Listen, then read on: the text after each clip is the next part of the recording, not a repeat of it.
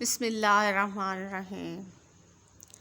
جہاز عدن کی طرف جا رہا تھا۔ ابھی آدھے سے بھی کم سفر طے ہوا ہوگا کہ باد مخالف چلنے لگی۔ تمام مسافر اس قدر خوفزدہ ہوئے کہ ہر ایک کی زبان پر خدا کا ذکر ہونے لگا، مگر طوفان کی شدت میں کوئی کمی نہ آئی، یہاں تک کہ زندہ بچنے کی تمام امیدیں ختم ہو کر رہ گئیں۔ خواجہ کمال الدین شیروانی جواہرات کے تاجر بھی اسی جہاز میں سوار تھے۔ آپ حضرت بہاؤالدین ذکریہ ملتانی کے مرید تھے اور نیک اور صالح شخص تھے۔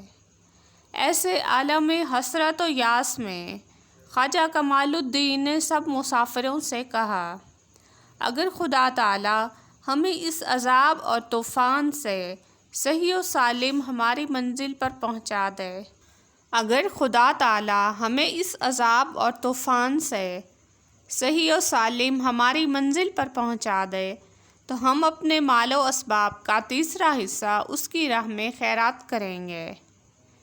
سب مسافر رضامند ہو گئے۔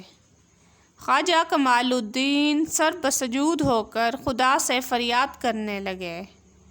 حضرت بہاؤالدین ذکریہ ملتانی اس وقت ملتان میں تشریف فرما تھے اور ہزاروں میل کی مسافت ان کے اور جہاز کے درمیان تھی۔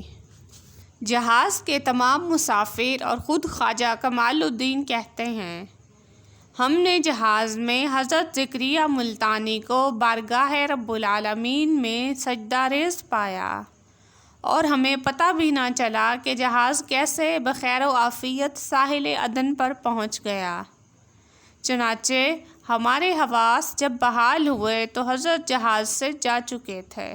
ملک عدن پہنچ کر تمام سوداگروں نے حسب وعدہ اپنے مال و اسباب کا تیسرا حصہ خواجہ کمال الدین کے حوالے کیا اور انہوں نے فخر الدین گیلانی کے ہاتھ 70 لاکھ روپے کی رقم حضرت بہاؤالدین ذکریہ کو ملتان بھجوا دی۔ حضرت بہاؤالدین ذکریہ رحمۃ اللہ علیہ نے رقم قبول کر لی اور اسی وقت شہر کے ناداروں، مفلسوں اور مستحقین میں اسے تقسیم کر دیا اور خود اس سے اپنا دامن جھاڑ کر علیحدہ ہو گئے۔ اس واقعے سے ملتان اور اس کے قرب و جوار میں جناب ذکریہ ملتانی کے جود و سخا کی دھوم مچ گئی۔ آپ نے لوگوں پر عملاً ثابت کر دیا کہ جن خوش بختوں کو خدا مل جاتا ہے انہیں پھر کسی شے کی حاجت نہیں رہتی۔ قرب خداوندی کو پا لینے والے دنیا کی ہر چیز سے بے نیاز ہو جاتے ہیں۔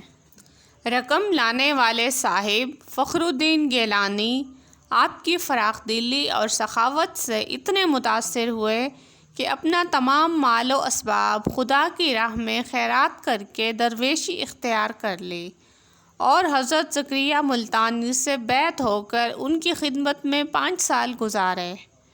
پھر انہی کے حکم سے حج کے لیے روانہ ہوئے، مگر جدہ کے قریب پہنچ کر آپ کا وصال ہو گیا۔ حضرت ذکریہ ملتانی کو اللہ تعالیٰ نے صاحب کرامت اور قطب الاولیاء کے ساتھ دولت و ثروت کا مالک بھی بنایا تھا۔ آپ ہر وقت لوگوں میں خیرات بانٹتے رہتے تھے، لیکن کبھی بھی آپ کو تنگ دستی کا سامنا نہیں کرنا پڑا۔